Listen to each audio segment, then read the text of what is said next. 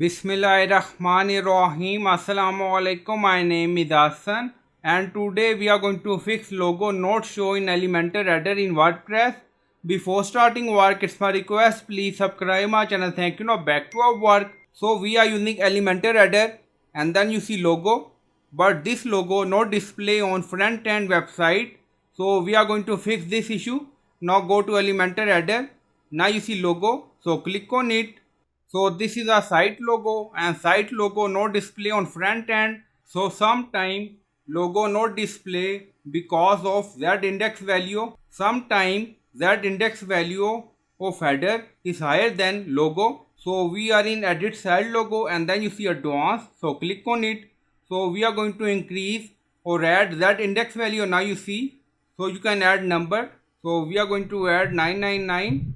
So we added this value and then click on publish. Now publish done, go to website page and refresh the page. Now you see logo display on Elementor header after adding that index value. Now our logo that index value is higher than Elementor header. So in this way you can fix this issue. So I hope you like this video. Please like, comment, share, subscribe. Thank you for watching.